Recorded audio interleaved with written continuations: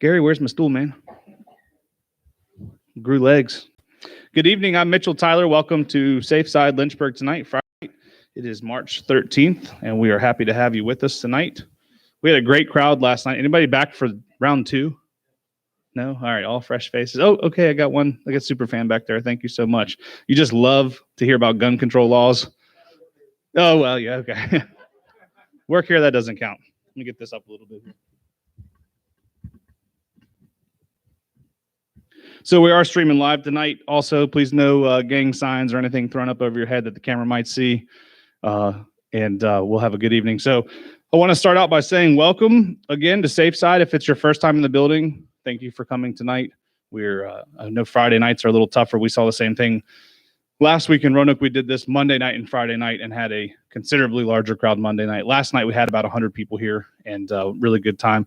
Y'all all have more social distancing space between your chairs tonight. So you might have picked well. I don't know.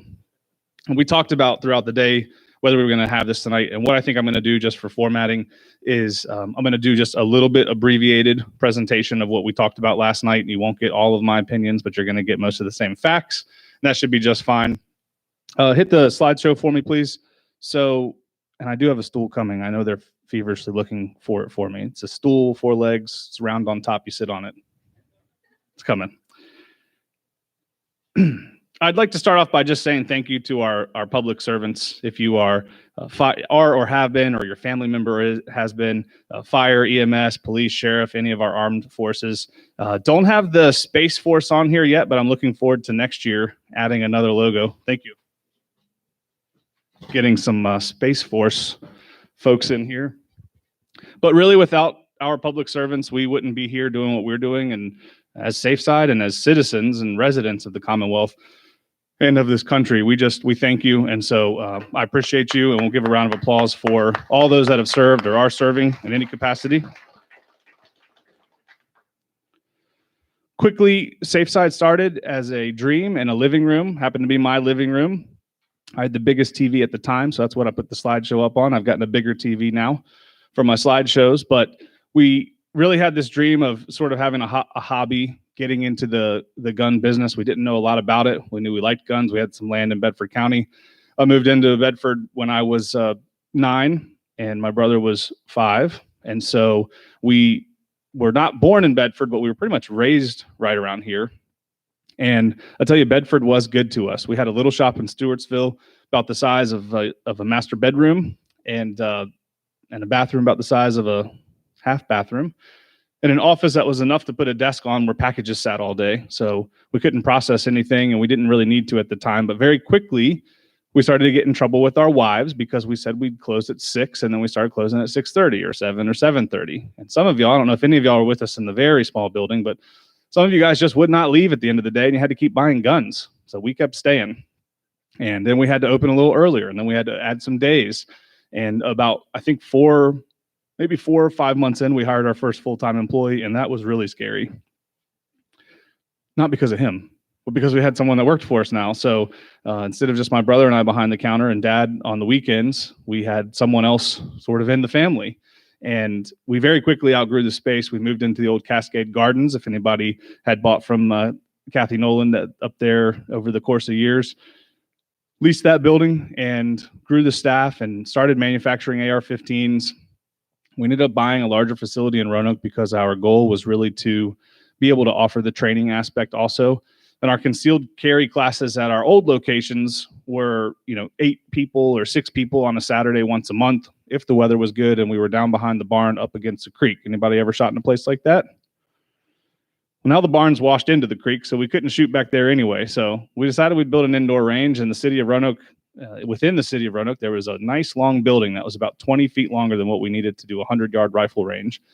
So we did it. So we bought the building, jumped in with both feet, and opened a temporary location there in 2015, opened the range there in 2016, and then round about that point, Jimmy Ferguson came to us and talked to us about this building and invited us to come down here and take a look, and we did, and man, it was a pile of crap.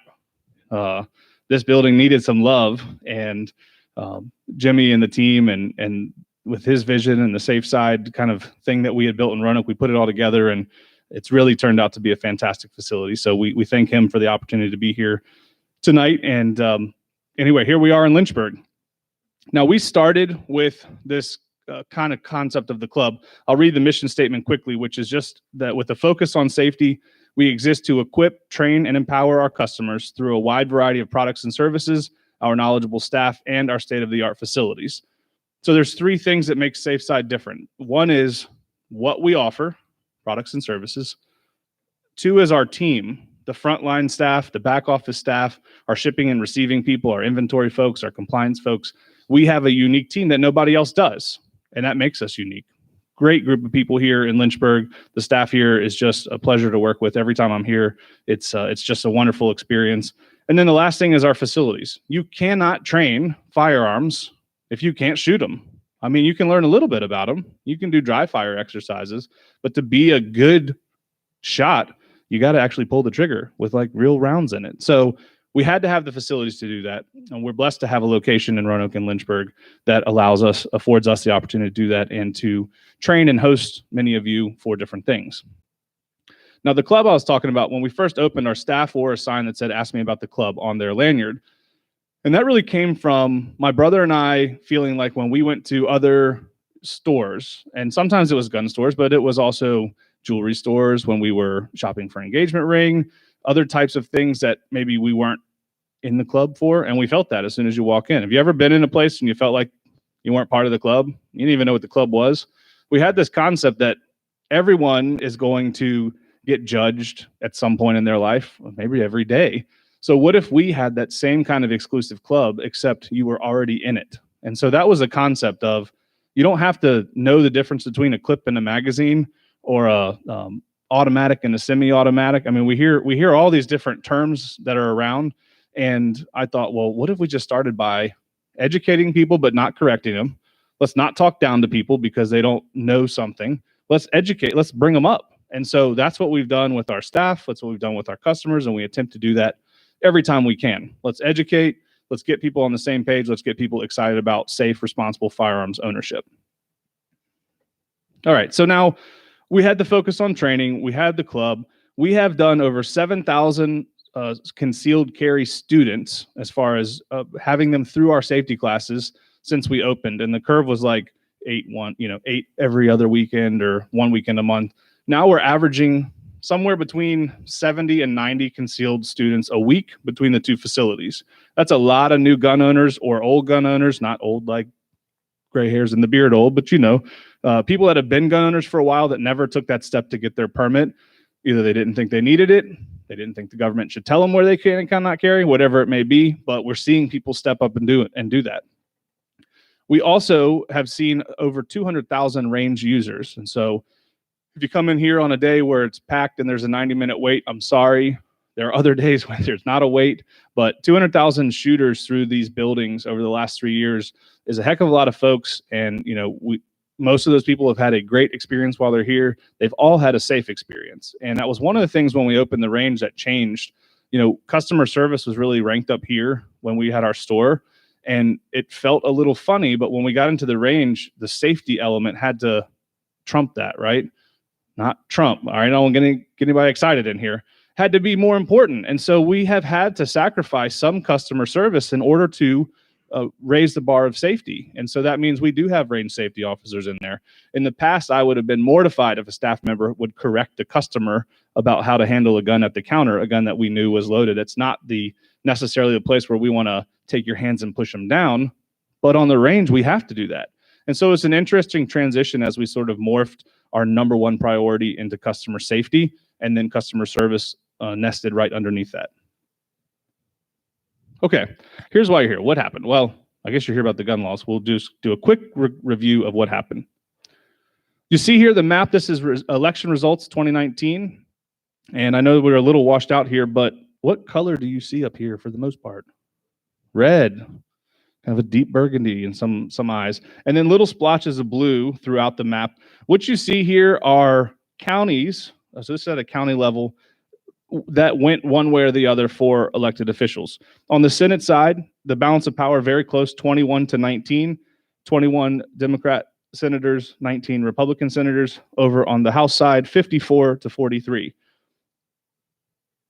For the first time in 26 years, the Democrats have this trifecta. And if you've done anything for 26 years, like raised a kid, I'm only like on year 8 of that, and it feels like 26 years sometimes.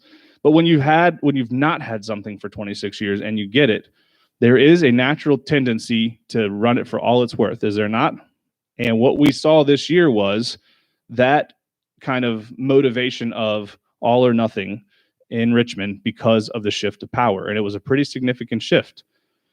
The special session that was called over the summer by the governor was a response to the shooting in Virginia Beach, the municipal shooting in 2019. So he called a special session, and he had 8 legislative agenda items, and we're going to look at them quickly in a moment. But the special session was not received well by Republican lawmakers. And the option, the tactic or the conversations, however it went, and I was not in the room for those, was not to give any credence to that special session. And what happened because of that, after that 90-minute or 90-some minute session, was that Democratic candidates had ammo, proverbial ammo, to use to say, look, we need more gun control. They went to their constituents. If you trust the Republicans to do this, look what they're going to do. They're just going to close the door on it. They're not going to have any discussions on it. And so from a sense of what fed into leading up to the elections, while many of us were asleep, a lot of us, I say us, I don't mean Republicans and Democrats, a lot of us gun owners were real happy about the special session ending in 90 minutes. That's what we wanted. However, it did fuel some of the fire for the next few months. And in some of those blue areas that we looked at, gun control was the ticket. I mean, that's what they ran on. And I should preface the rest of my comments, I should have said earlier, just to say I'm not providing any legal advice. I'm not an attorney. And I also want to just say that we have some great customers and people in the firearms community that have all kinds of political affiliations. So we are not a Republican customer base. We're not a Democrat customer base. We're not independents. There's parties I don't even know about that some of our folks are probably in. A couple of years ago, I had a I Love Bernie t-shirt guy come in for a free shoot if you voted day. So, I mean, it's really, gun owners really run the gambit of politics. But when I say us versus them, what I'm really getting at is legal gun owners versus people in positions of power who would wish to restrict our rights. That is the delineation of us versus them. There are, and we saw Democrats that moderated their position during this session, and we're going to talk about House Bill 961 that I think it's 961. That actually moderate Democrats stepped in and put the halt on for the year.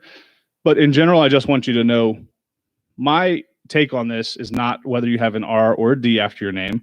It is whether you have a 2A after your name. That's what I want to see. All right, next. So look at these vote totals. About 200,000 more people voted for Democrats in the House of Delegates, and over 300,000 more people voted for Democrats in the Senate.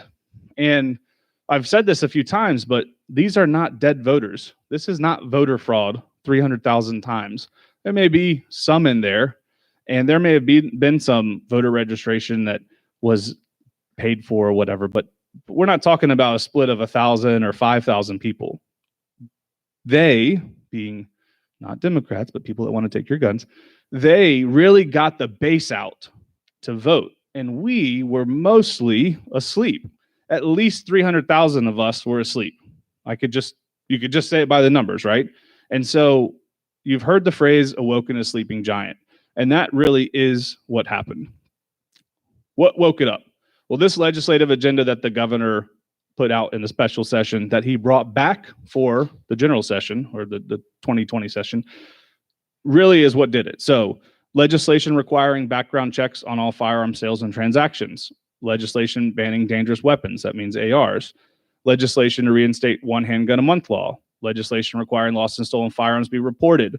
You're going to see most of these in a minute as far as what's coming, so pay attention. Legislation creating an extreme risk protective order, also known as red flag. Legislation prohibiting individuals subject to final protective orders from possessing firearms. Legislation changing the punishment allowing that if you allow a loaded unsecured firearm for a child to have access to it, and legislation enabling localities to enact firearms ordinances that are stricter than the state law. Currently, localities cannot do that. Now they're going to be able to. So, listening through the noise of this session, how many of you were more plugged in this session than you felt like you have been in the past? Right? Almost everybody in here. I mean, a strong majority of people. And when we surveyed our customer base, we had somewhere between 1,600 and 1,700 responses. And it was just overwhelmingly, yes, I paid attention more this session than I ever had. At least for 26 years is probably a good way to describe it, right? There hasn't been as much a reason to be actively involved day by day or be tracking these things day by day because there hasn't been a huge risk to our rights like there was this year. The other thing is there's hundreds of bills that go in. Several firearm bills were referred to study or died in committee. I got probably 100 emails in a day when the bill hit about banning indoor gun ranges in the state of Virginia. Everybody see that one? See some version of it? And as we know, that was really targeting the NRA headquarters. It really was sort of a warning shot, in my opinion. I don't think that it would have had traction. It really would have impacted small businesses down the road. Now, we would have been exempt from it because, as written, as proposed, it required that you have more than 50 employees in the building. NRA headquarters is attached to their offices, blah, blah, blah. You do the math, more than 50.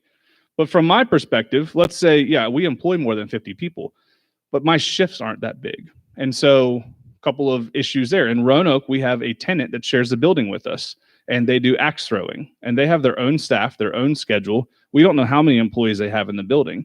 So if we had 45 employees one day for a big event and they had 6, we could face a $5,000 a day fine as a shooting range because there were more than 50 employees in the building, not our employees in the building.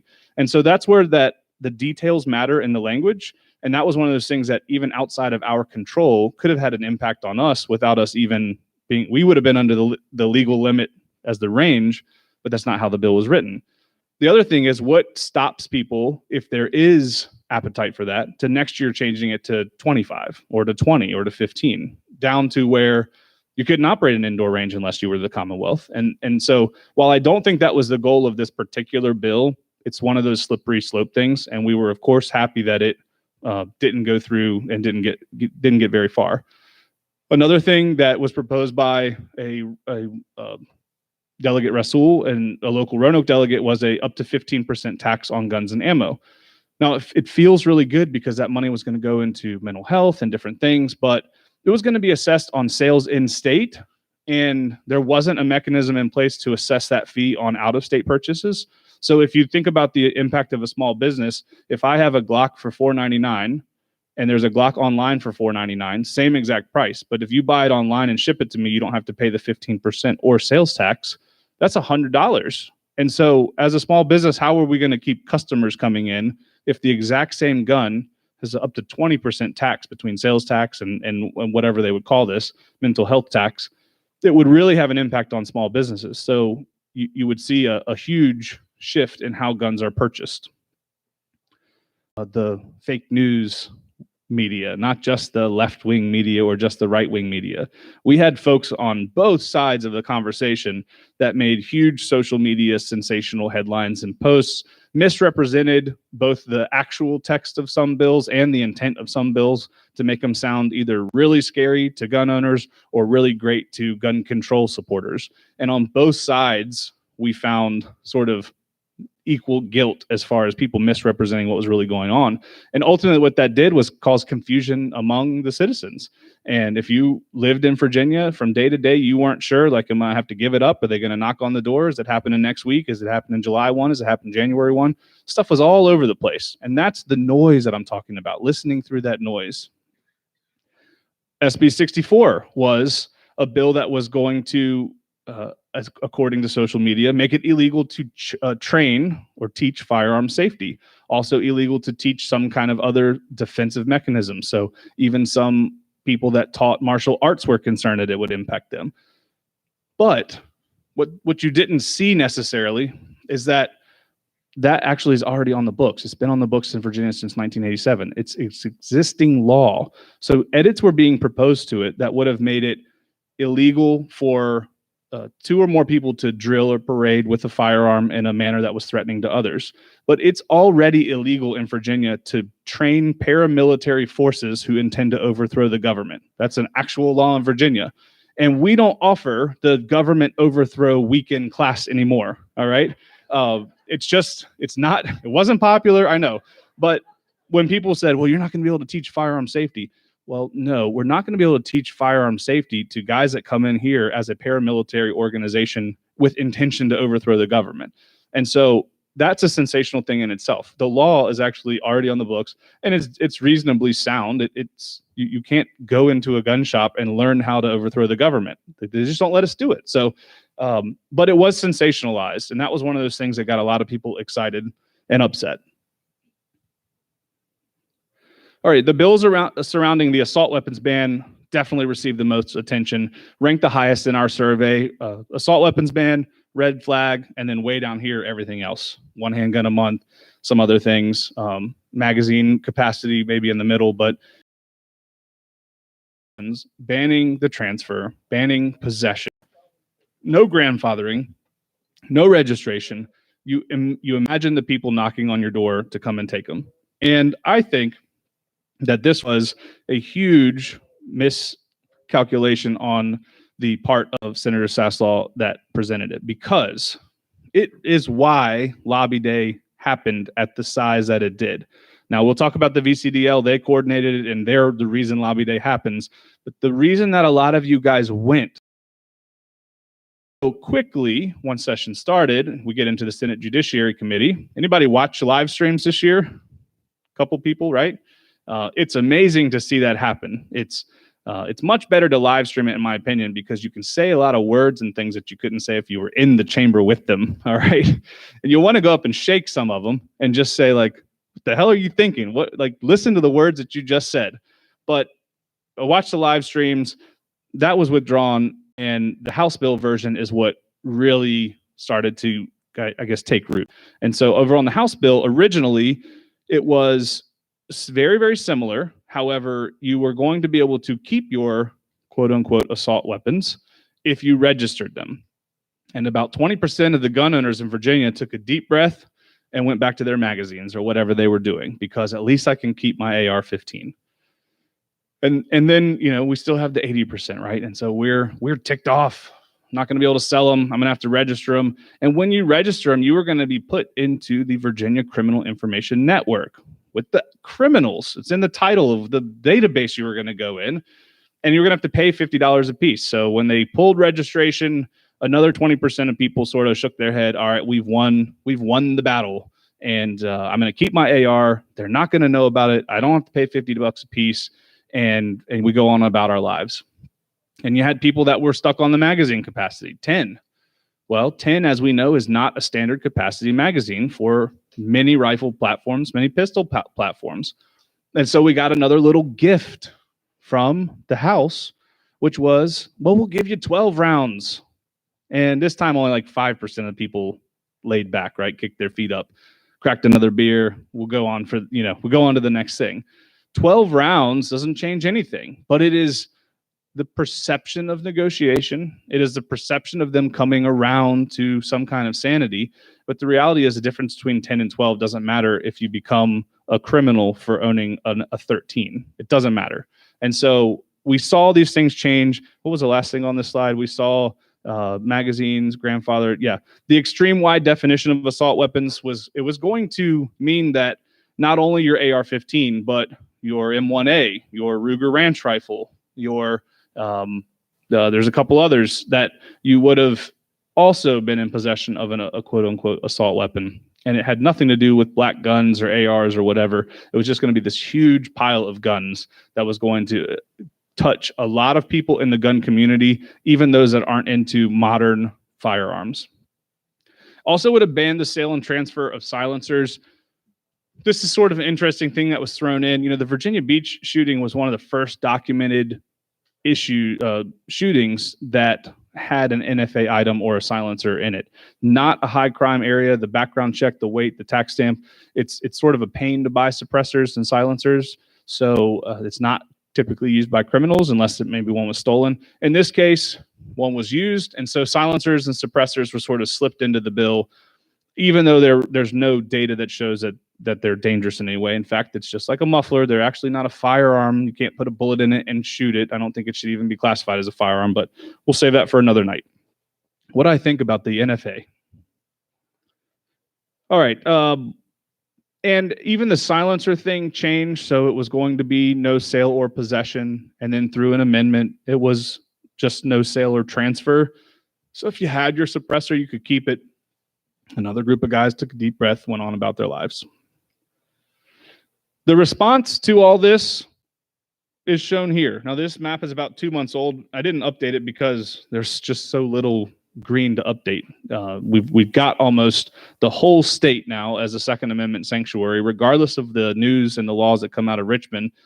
You guys stood up. A lot of you in the room, a lot of people that were here last night, you went to your boards of supervisors, you went to your city councils, your town councils, and you presented yourself in a way that reflected really well on gun owners. You were there in suits and jeans and some overalls and camo, but everyone was represented. We had men, we had women, we had people of minorities. We had all kinds of folks, people that were really well-spoken and really educated, and people that probably didn't get past the 3rd grade. Everybody got up there and represented us well, and it was just an amazing grassroots effort that we saw spread really quickly. And the media just couldn't figure out. This is just one snip of headlines, right? They could not figure out because what they knew, put my headlines up on the screen. What they knew about gun owners were the camo guys and the overall guys. They did not realize that it is those guys and doctors and business owners and Uber drivers and line cooks and bank tellers. I mean, the customer base that we have is only a small fraction of gun owners in general. And the media just could not figure out how we were not shooting up the place every time we went to one of these meetings. Like, how is it that these folks, I mean, in some of the counties even had it in schools, and they're going to tell you it's for capacity, but they wanted to make sure you weren't armed. That's why they really had it in schools. There's other places we can meet with lots of chairs, right? But the media just could not figure out how we were just night after night having meetings with hundreds or thousands of people and nobody was getting shot. And so they covered every single one of them. It was just the craziest thing. It was like this light bulb went off about gun owners to the media. And then we got to lobby day. Who went to lobby day? Good, I see some hands.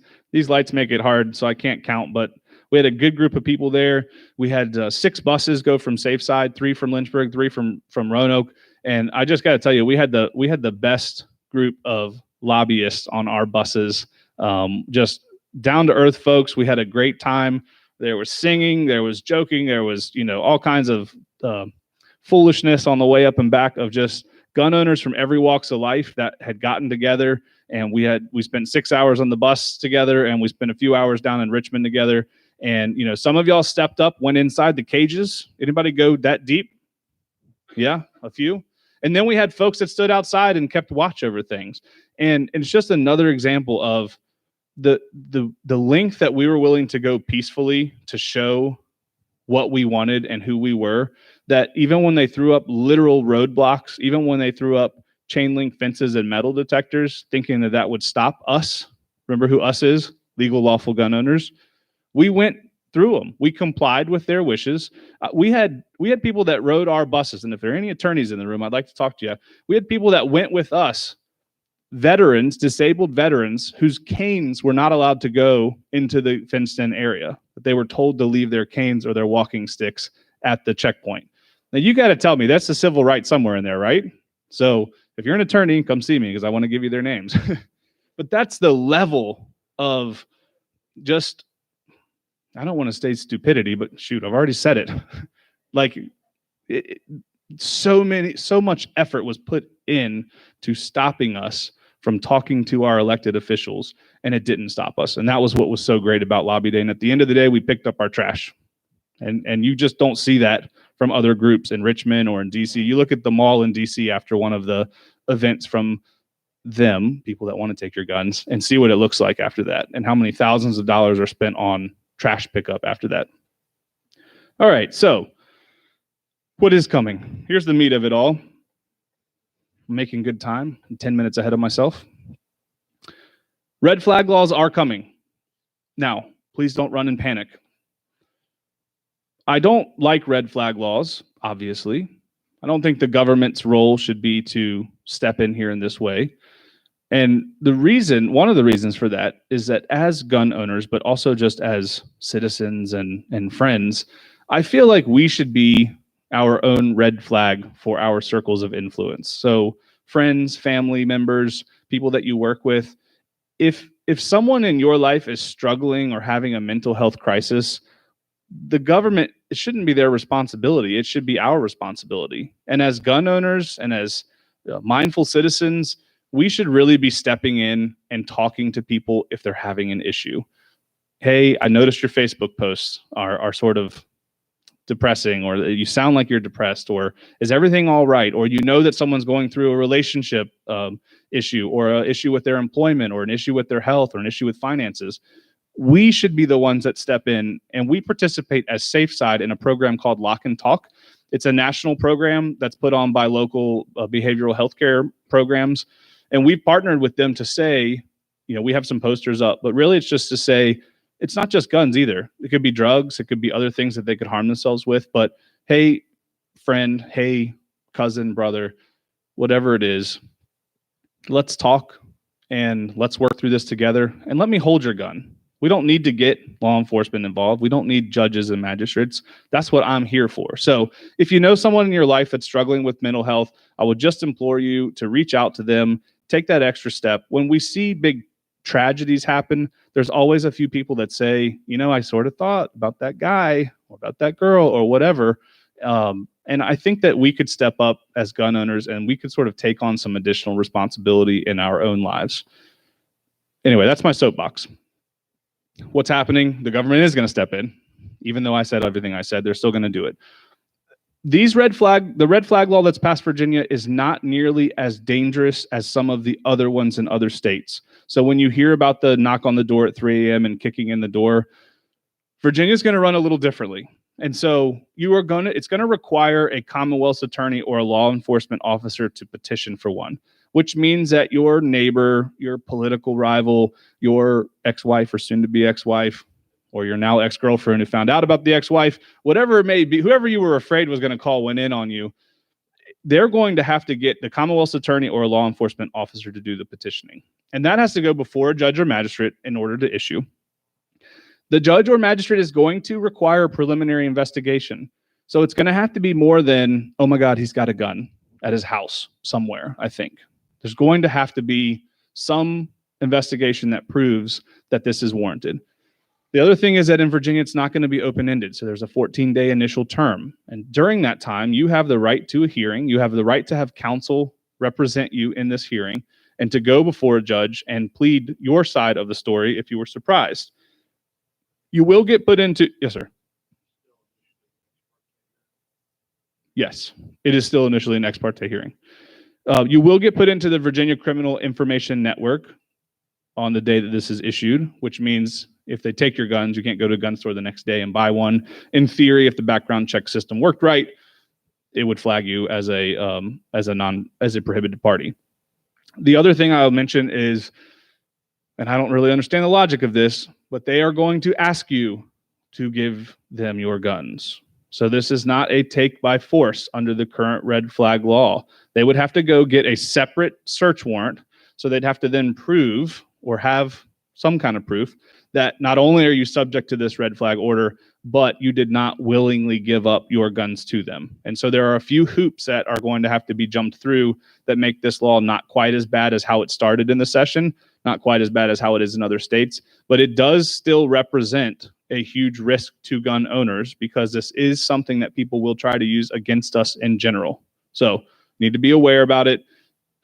Commonwealth's attorneys are looking at it right now and trying to figure out how they are going to implement this. And while you may be in a county that's a sanctuary and you may have a Commonwealth's attorney that is friendly to firearms ownership, when it comes down to them, I don't have any Commonwealth attorneys in the group, do I?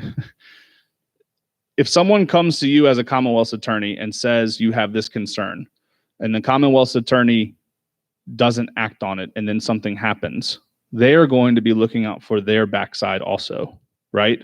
And so that's where it gets interesting, because you don't want to be the Commonwealth's attorney or the police officer that takes that complaint and doesn't move it forward just in case something happens. So it really is going to put our men and women in uniform in a tough situation where they have to sort of be judge and jury on the spot in order to decide whether they're going to move forward with this. So there's nothing good about it. I don't want to get your hopes up. I'm just saying it's better than where it was at the beginning of the session. It's better written than how it is in some other states. Lost stolen gun reporting. This one's pretty easy. You're going to have 48 hours to report a lost or stolen gun to your local authorities or to the state police. This does start counting when you realize it's lost. So if you had a shotgun in the hunting cabin and you hadn't been there for 3 months, and you go up there to the mountains and the locks broke, the shotgun's gone, that's when your timer starts. This isn't some roundabout way to punish gun owners for the crime that happened 3 months ago when you forgot to lock the hunting cabin or whatever. It really is when you find out about it, 48 hours, and it's a $250 fine for failing to report. Localities can now make up their own gun laws. So this goes into effect July 1. Municipalities can prohibit firearms in their buildings or facilities. They can also ban firearms at permitted events. They can ban firearms in public parks. I have a note in here about the city of Roanoke because, well, they have been asking for this for the last 3 years. And I won't go into why that is, but they have been asking for it the last 3 years. And this year, I guess Christmas came early, Christmas in July, they're going to get it. One of the things that concerns me about this particular bill is that not only is it for permitted events and adjacent streets, but it's also for events that they deem should have been permitted. And so if you didn't get a permit for an event, and let's say we're having a Pro 2A meet and greet somewhere, if the right number of people show up, or the wrong number of people, depending on which side you're looking at it, and the city deems that because of the group size, it should have been a permitted event, then they can instantly shut it down and they can prosecute you for having the firearms at what should have been permitted event. So on the surface, you know, municipalities getting to make their decision about their own city council chambers and firearms, that I don't like the law, but I guess from a standpoint of how heated politics can get sometimes, I understand that some politicians, especially those that are trying to take away our rights, would not want guns in their chambers. But the permitting events and the events that should have been permitted, I think that that's really dangerous. And I think that that could be misused, not so much in Lynchburg and Roanoke and Central Virginia, but I'm thinking about our folks up in Northern Virginia that have kind of a different fight on their hands. They'll make it very difficult for 2A groups to get together in anywhere in public, which is where we need to be seen peacefully congregating. So that is a concern. The next one we'll go over, it does make it a class 1 misdemeanor to recklessly leave a loaded unsecured firearm in a manner that endangers a child under the age of 14. Also, it's a misdemeanor to knowingly allow a child under the age of 12 to use a firearm without parent or legal guardian supervision. I don't know if it'll be used this way, but as passed, if you have an 11-year-old son or daughter who's been shooting his or her 22 since she was 5, and you from time to time allow them to go out on the back porch and plink rotten pumpkins or Coke cans or whatever, you would be committing a class 1 misdemeanor by not being out there with them providing direct supervision. Now, there are folks in parts of the state that just their heads would explode if they heard me say that, like the 11-year-old shooting up the backyard, right? It's very dramatic. But we know in our families and where we're from and how we've been raised in some cases that, you know, when I was 8, I was shooting a 22. And yeah, dad was around, but I mean, he wasn't still holding the buttstock, right? So it does impact our way of life here more than it does folks in Richmond, folks in Northern Virginia, folks on the coast. The first part of that, though, I'm not really opposed to, because I feel like if you recklessly leave a loaded firearm around a child, that there should be some consequence for that.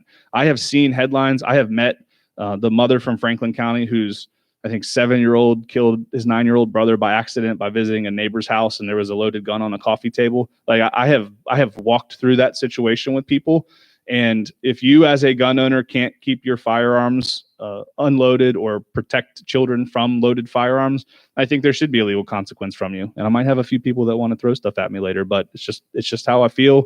And it's something that we've talked about from the beginning. You have a responsibility to secure your firearms from any unauthorized person, whether that's a child, whether that's your felon Uncle Joey when he visits for Thanksgiving. It's your responsibility as a gun owner first. It's not the child's responsibility to know, if they haven't been taught right, not to pick the gun up. One handgun a month law is coming. Anybody have your concealed permit in here? Concealed handgun permit? Okay, so you can just go to sleep for a minute. We did get the exemption in for concealed handgun permit holders. So the one handgun a month is not going to apply to you. It's how the old law was. It's how the new law is. And that was really just, I mean, like it was down to the wire on that because the House really didn't want concealed permit holders to have the exemption. The Senate did, and our friend Senator Saslaw had some interesting comments about concealed handgun permit holders. So if you want to search for Saslaw handgun permit holders and hear what he thinks about you, you should do that tonight if you want to get your blood pressure up a little bit. But we did get it in there. There was also exclusions for exchanging with the dealer. Like you come in, you buy a Glock 43, then you decide 2 days later you want a Glock 42. We didn't have to wait 30 days in order to swap those out for you. Also exclusions to replace a stolen handgun, exclusions for trade-in, and then exclusions for like law enforcement or private security people that may need to buy more than one in a 30-day time period. Universal background checks. This bans private party sales. This requires a background check for all sales. Exclusion for transfer where nothing of value is exchanged, and that means anything of value. That's goods or services. So could I give you a gun with no strings attached? Yes. Well, not as a dealer, but not as a dealer. I could do it with no strings attached, but if I was going to wash your car or mow your lawn, this gets sticky because in families that happens from time to time. So we know a lot of fathers and grandfathers that will give a gun to a son or grandson or daughter or granddaughter, but there may be a string attached. Like, you got to do this for me. You got to do your chores. This is an advance on your allowance, whatever it may be. And so that would be considered a sale. The no strings attached would be considered a transfer. It caps dealers to a $15 fee. And at the beginning, I thought that this was sort of a roundabout shot on small business owners who have to process this. We have so many compliance things that we have to do federally and at the state level that to cap a dealer, let's say in Northern Virginia, who has sky high rent for their little gun shop to $15 really felt like an attack on small business. I feel like that probably was a little too personal. I think that they're really trying to make this not a burden on the private citizens, that they didn't want to see dealers charging, $50, $75, $100 transfer fees for private party transfer because they wanted people to be able to comply with the law. It also changed at one point during the session from a felony to a misdemeanor. So it was going to be a class 6 felony, and it got, I guess, negotiated down to a class 1 misdemeanor if you sold without getting the background check. Does not require dealers to provide this. So a dealer could say, you know what, it's not worth doing for $15, takes too long, whatever. SafeSide's going to do them. We're going to do them for $15. I think our caveat or our rule on that will be that both parties have to be there together. So it's considered a private party transfer to me. If the two of you are standing in front of me, I take in the gun, you do the background check, I give you the gun. If it's got to be overnight or like my cousin's coming in sometime in 3 weeks and I got to store it, then it's going to be something different. And so we will have to have with our attorneys, figure out the definitions and what we can do. But if we keep a gun overnight, we have additional compliance things. It goes into our insurance value. Like there's all kinds of things that trigger once the gun sleeps here, once it spends the night. And so we have to make sure that we're set up to handle that at the best possible price, but also in a manner that doesn't become a burden for our business. And if you're at a gun show, you can go to the state police desk and they'll do it for you for no charge. I mean, they'll charge you the $2 background check fee, but they won't charge you for the transfer. That's another thing. The state police have been at gun shows providing that service. They haven't been charging for it. Now, because of this, instead of going to a dealer and paying that $15 fee, you could walk over to the state police desk and they would do it for you for the $2. Changes to concealed handgun permit trainings are coming, and that is going to be effective January 1st. This is a delayed enactment date. It does not invalidate NRA instructors or NRA courses. We got nervous collectively because for a while it looked like there was a probability that the House version was going to win the conference essentially, and or the argument about the bill, and that the NRA would be stricken from the current law, which would mean that 3,000 licensed instructors would be no longer able to instruct concealed handgun permits. What they were going to allow was a state firearms instructor from the Department of Criminal Justice Services could teach that class. Now, we actually have a DCJS, which is what does security guards and armed guards and bodyguards. We have a DCJS training college, is what they call it. And we have firearms instructors that operate under our school. But a DCJS firearms course can cost between $200 and $600. So why would an instructor who has 10 $600 students decide to spend Saturdays pulling $25 or $30 concealed permit sessions? It just wouldn't make sense with the amount of time that people have, right? And so it was one of those things where, yes, well, we have a workaround. You can get a DCJS instructor, but that's not a real workaround. And so we're concerned about this because next year, we're facing the same uphill battle with the trifecta. And I anticipate this coming back up. Hopefully that doesn't come up. The real big change now is just that you won't be able to take your concealed handgun permit online. So it'll have to be an in-person class. Now we don't offer an online class currently.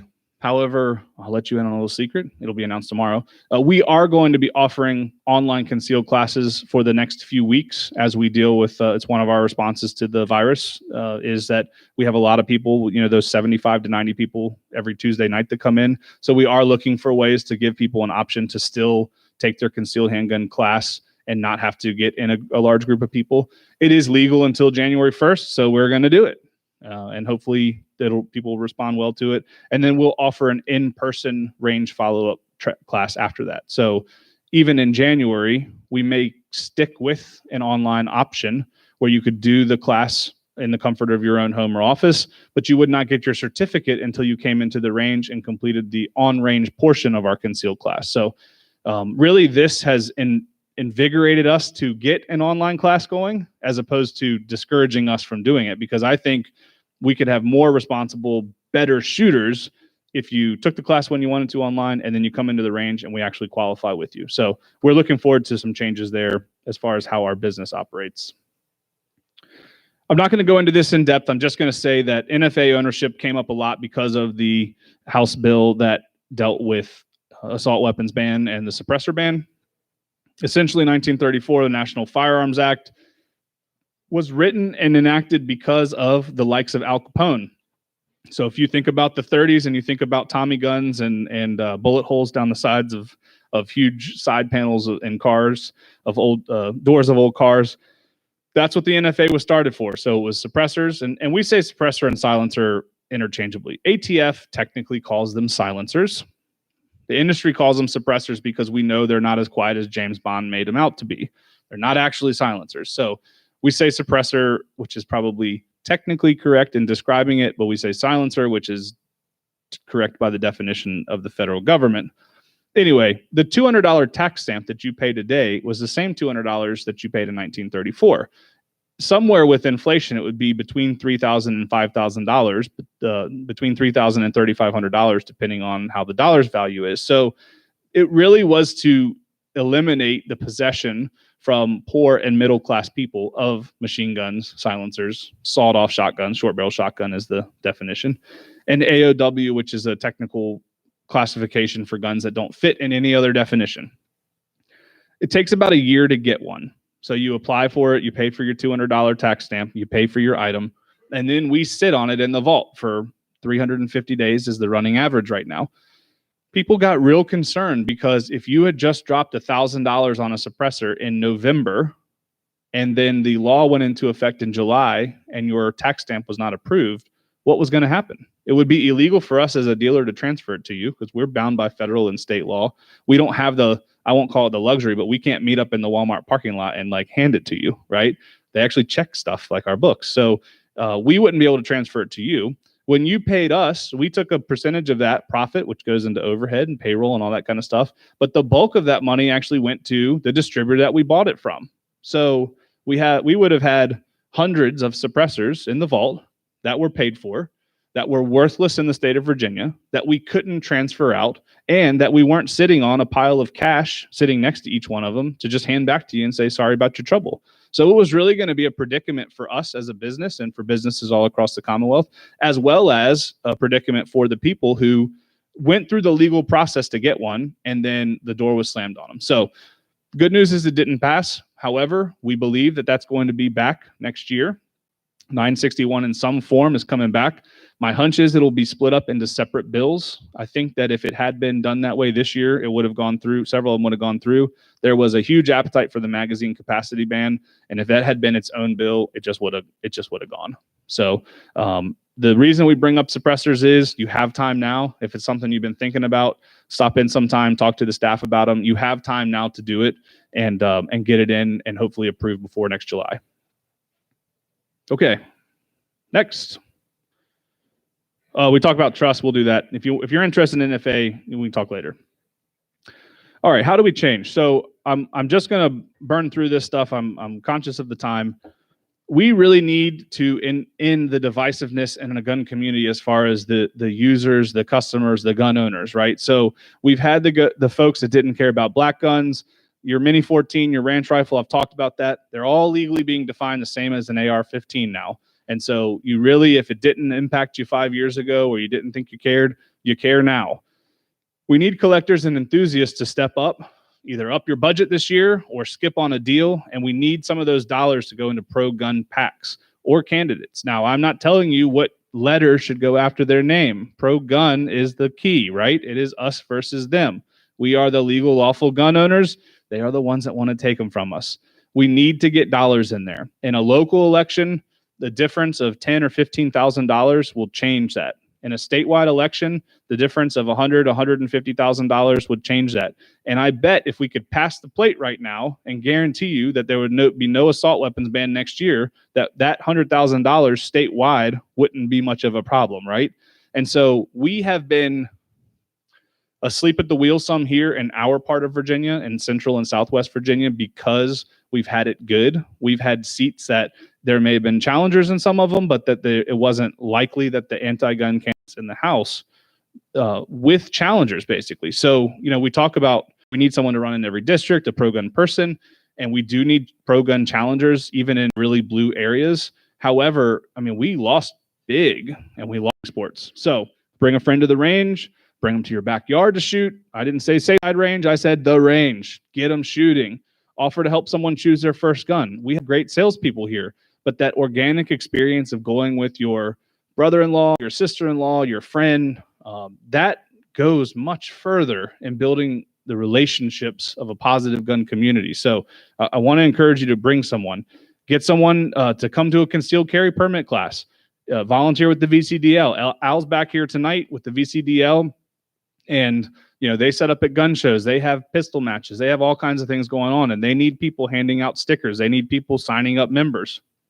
You could work the phone banks for a pro-gun candidate. If you have more time than you have dollars to put into the fight, then let's put some minutes in. Let's put some hours in. Click the phone banks. There are so many ways now. You can work a phone bank without leaving your house now. It's crazy the way that the digital world has changed. So, and with apps and all kinds of things, there's a way to get involved without leaving your house if you've got the time and the willingness to do it.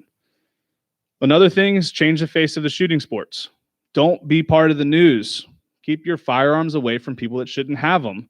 Learn about self-defense laws in Virginia. Attend a pro firearms event dressed professionally. Check in on family members, we've talked about this, or friends who may be struggling. Contact your local, state, and federal representatives.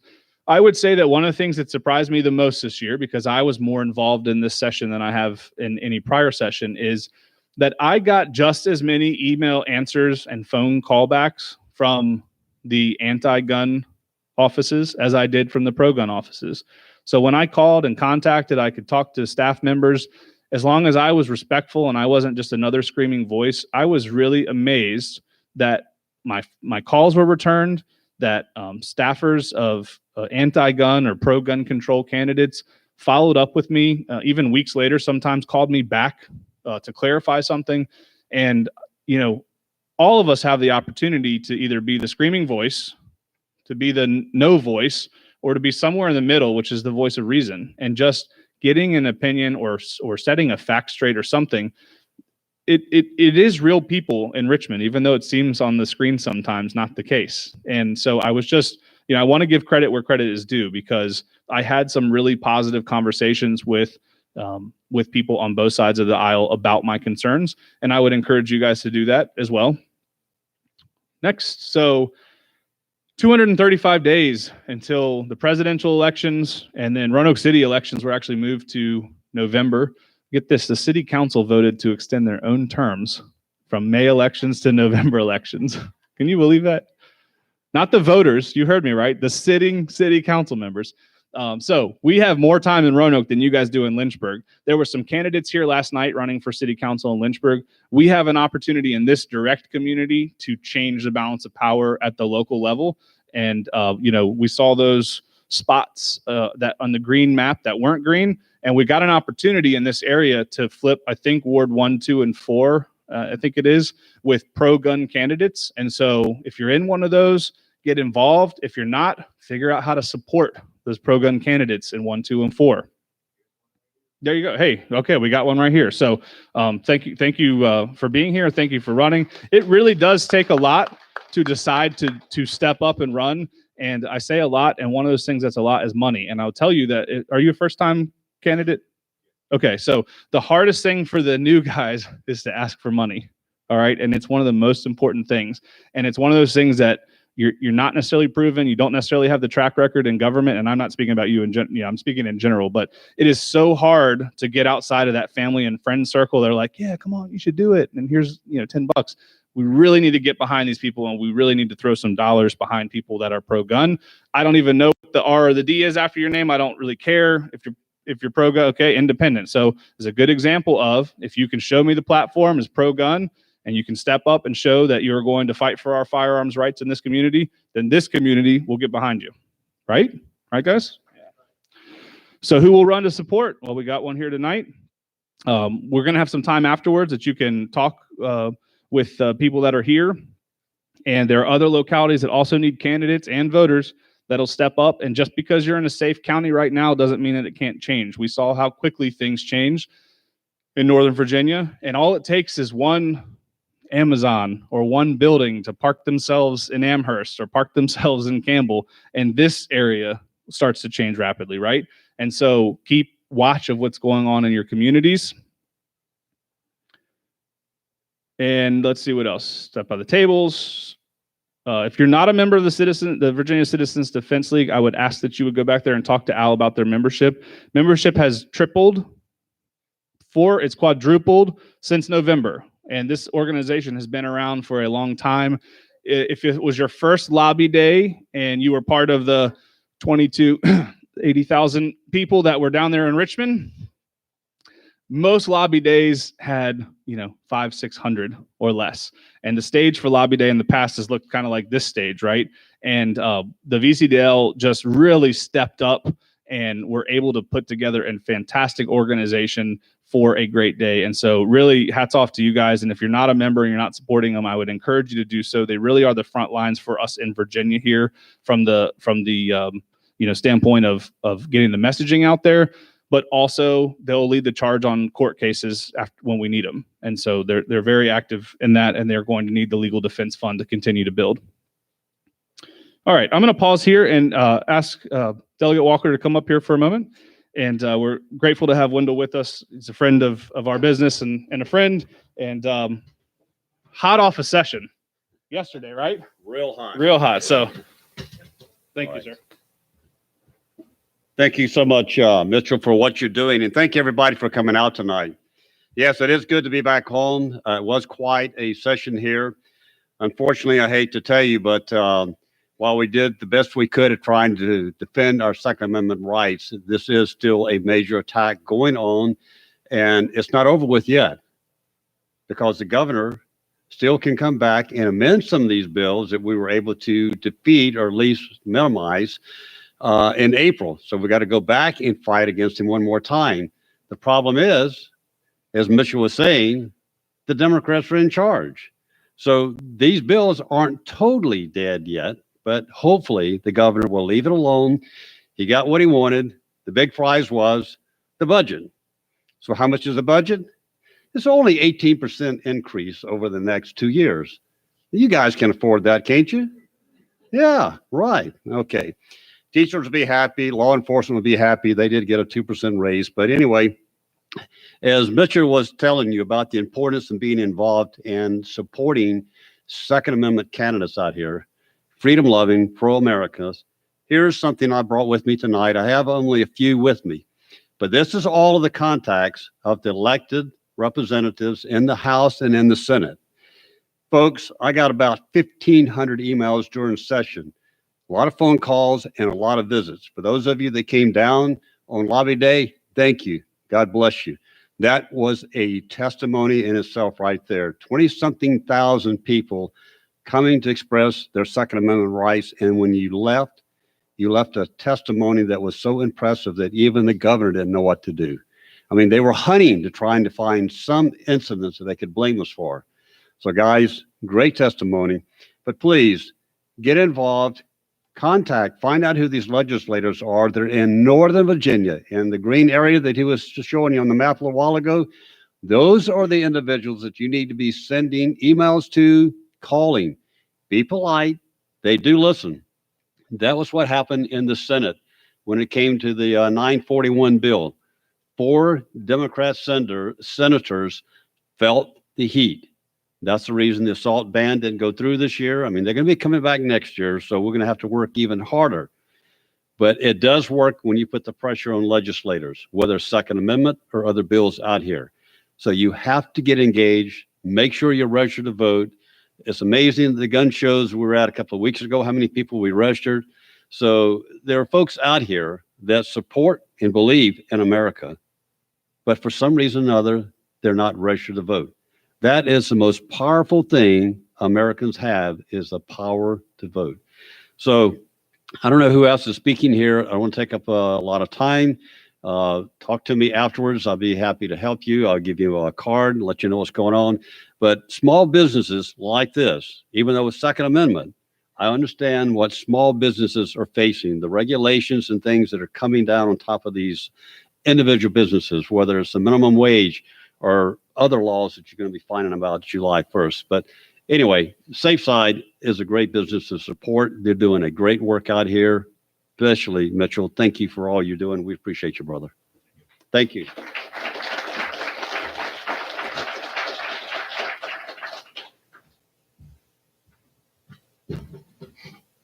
So a little bit of bad news before I wrap up. I know we're excited about the opportunity to elect a new governor next year, 2021, and House elections. And at least some of us are excited about it. At least one guy over here said yes. So appreciate that. Appreciate you, man. But even if we sweep the House and we get the governor's mansion, the Senate is in for 4 years. And so we don't have the opportunity for that trifecta until 2024 session. And so we got a long road ahead of us. We could stop the bleeding next year. Okay. But it doesn't mean we can undo a lot of the things that have been done. So I just want to be cautiously optimistic, and you need to know sort of what we're faced. We are really in a minimum of a 4-year fight here. And there's nothing we can do about it except stay in the fight. Now, like I said about the Democrats in the 26 years that they've been waiting for this, unfortunately, many of us will fade as far as over the next 600 days to the 2021 elections, the 2023 elections. We will fade in our vigor and we will fade in our resolve because we will get more and more removed from the changes that are happening now. And so the real challenge is to stay plugged in, find groups that are giving you good information. The VCDL is a good source of that. There are others. Try to wade through the sensationalism and know that next year Lobby Day needs to be twice as big. We have the same fight or a bigger fight. We showed our whole hand as far as our talking points, the things that we didn't like about the bills. And instead of having from November to January for the anti-gun crowd to plan, they have until January now. And we've already kind of showed them all of our points, right? And so next year is going to be a big fight. There may not be as many sweeping changes, but if 961 comes back in its true form, which I think will be 4 or 5 or 6 smaller change bills, we could have a real problem. And so the fight's not over. You've got to stay engaged. We've got to start looking at the local level, because even that is a feeder program to state level, right? And so if we can get some strong local candidates who decide, and no offense to anyone in the room, but decide they want to be a politician, they could go to Richmond for us. So let them serve at the local level. Let them get their feet wet. Let them make change with their family and friends. And then if they're doing right by the Second Amendment community, let's send them to Richmond, represent us there. So that's part of why local is so important, is we need people who understand how government works to get into Richmond and to do a good job for us there. Now, the next meeting, tonight was the next meeting. I don't think I updated this. There's not an additional session tomorrow. You're at the additional session. That's tomorrow. We'd like to do this again. We think that after July 1, when most of the laws go into place, that we'll need to talk about them again and sort of refresh people's memory. That'll be, 3 or 4 months from now. And we'll be through some May elections. And I think at that point, we'll have a good idea of what the presidential election looks like, and some of the other things that are coming up. So I think that sometime in the middle of summer, we'll look to be doing a series of this again, if you guys say that you want to. So I'm going to send an email out to, if you registered online and I captured your email address, you're likely going to get a survey from me next week. And it's going to ask you 8 or 10 questions about the format of this: time, date, size, location, that sort of thing. And we're going to try to figure out what works best for you, and we'll accommodate. A couple people I didn't mention. I do have the CWA, which is the Concerned Women of America, the Virginia chapter here tonight. They are our voter registration team here. We talked about the importance of voter registration, and I think that one of the things that I was educated on last week by the Botetourt Women's Republican group that was in Roanoke was that not just do you need to be registered to vote, but you need to make sure that your vote will count. And what that means is your voter registration needs to be accurate. And so people can forget change of address, change of last name if you got married, other things that can change that you may not have updated. Your vote could be invalidated if that stuff is not right. And so you need to talk to voter registration folks to learn how to double check your registration and make sure that it's correct. And then you need to get people in here. We're going to have voter registration teams at SafeSide on some of our busier Saturdays. So we have several different groups we're working with. And that's one of those things that we think is just really important. We can't just talk about us voting, the lawful legal gun owners, but we need to recruit people to vote, and we need to do it in a legal, organized manner. We're not going to be like the other side, and we're not going to be sticking $50 bills under park benches. We're going to do it the right way. We're going to get people who want to follow the law, who want to have a say in their government. We're going to get them registered, and we're going to get them to the polls. Offer to drive someone to the polls. Offer to work as a poll volunteer, handing out sample ballots. There's all kinds of things that you can do with your dollars or with your time to really make an impact for other people. Also, U.S. Law Shield is here tonight.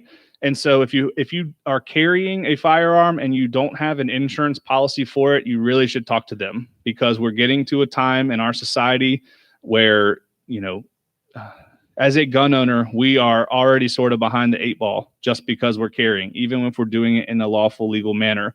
And so if, God forbid, you have to use your firearm to protect yourself or your family, you really should be thinking about whether one of the insurance policy options is for you. U.S. Law Shield is here tonight representing the policies that they offer. You should talk to Lisa about that and just see if it's something that suits you. If you were registered to come to our Shamrock shoot Monday night, oh yeah, okay, great. Come on up here. If you were registered to shoot in our Shamrock shoot Monday night, it has been postponed. I do not have a date for it. Also, if you will watch our Facebook page tomorrow, we have like 20 different things that are going to be changing in our business operations to try to limit the spread of, well, we'll just say sickness in general. All right. We're not just washing our hands and stuff because of the coronavirus, but that is definitely getting on people's minds. As you saw today, schools are out for 2 weeks. We're looking at how that impacts our staff, our employees, and their families. There's a few other things changing. So if you're a frequenter of our facilities, we do have some things that'll be changing over the next 2 weeks, really through the end of the month, that we're doing as our preventative measures. So pay attention to that so you're not surprised next time you come in. And now come on up here. We're going to hear from someone who's running for a local city council seat in Ward 4. Larry Jones. And, we are not endorsing any candidates, but we did invite people to come and speak and table. And so I'll give you the mic for a few minutes and let us know what your platform is. All right. Good evening, everyone. I'm Larry Jones. I'd like to thank Mitchell Tyler for allowing me a few minutes to speak. I am a military veteran. I've been a veteran since 1987. I retired in 2016. I'm running as an independent candidate, but I'm also a gun owner, and I still teach firearm safety on my own private property. I'm running because I am a Second Amendment supporter, and I just want to continue my candidacy and be frank and open to the public to let people know that they do have someone that supports them. And just as I support everyone as far as the Second Amendment rights are concerned, I would support each of you. Thank you very much.